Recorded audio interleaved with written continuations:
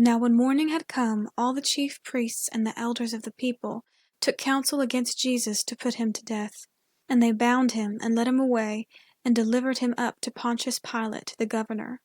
Then Judas, who betrayed him, when he saw that Jesus was condemned, felt remorse, and brought back the 30 pieces of silver to the chief priests and elders, saying, I have sinned in that I betrayed innocent blood.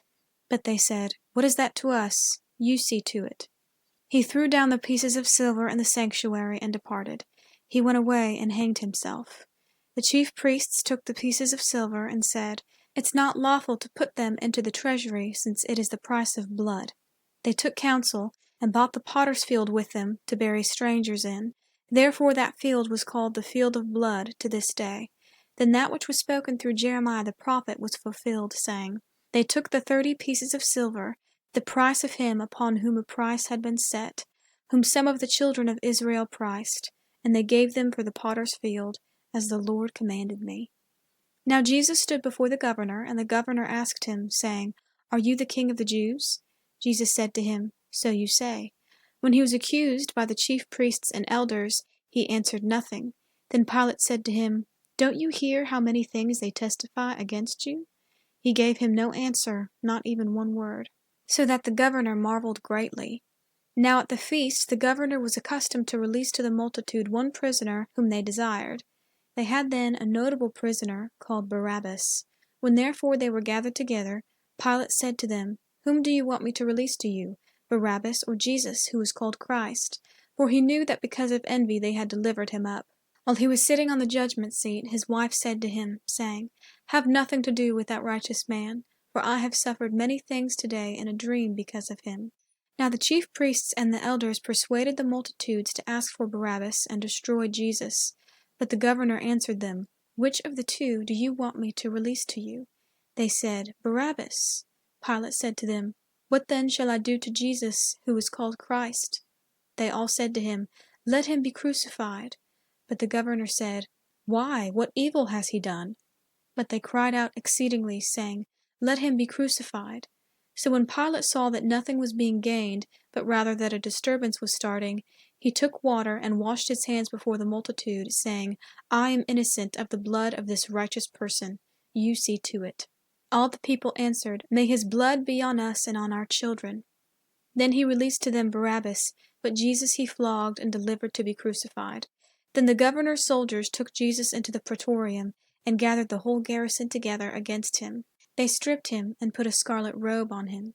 They braided a crown of thorns, and put it on his head, and a reed in his right hand, and they kneeled down before him, and mocked him, saying, Hail, King of the Jews! They spat on him, and took the reed, and struck him on the head. When they had mocked him, they took the robe off of him, and put his clothes on him, and led him away to crucify him. As they came out, they found a man of Cyrene, Simon by name, and they compelled him to go with them, that he might carry his cross. When they came to a place called Golgotha, that is to say, the place of a skull, they gave him sour wine to drink mixed with gall. When he tasted it, he would not drink. When they had crucified him, they divided his clothing among them, casting lots, and they sat and watched him there. They set up over his head the accusation against him, written, This is Jesus, the King of the Jews.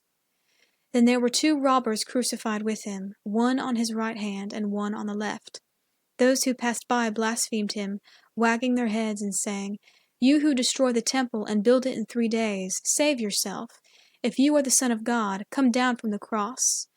Likewise the chief priests also mocking, with the scribes, the Pharisees, and the elders, said, He saved others, but he can't save himself. If he is the King of Israel, let him come down from the cross now, and we will believe in him. He trusts in God. Let God deliver him now, if he wants him, for he said, I am the Son of God. The robbers also who were crucified with him cast on him the same reproach. Now from the 6th hour there was darkness over all the land until the 9th hour. About the 9th hour Jesus cried with a loud voice, saying, Eli, Eli, lama sabachthani, that is, my God, why have you forsaken me? Some of them who stood there when they heard it said, This man is calling Elijah. Immediately one of them ran and took a sponge and filled it with vinegar, and put it on a reed, and gave him a drink. The rest said, Let him be. Let's see whether Elijah comes to save him. Jesus cried again with a loud voice, and yielded up his spirit. Behold, the veil of the temple was torn in two from the top to the bottom.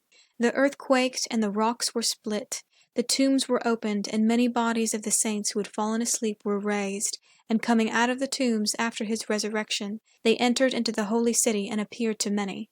Now the centurion and those who were with him watching Jesus, when they saw the earthquake and the things that were done, feared exceedingly, saying, Truly this was the Son of God.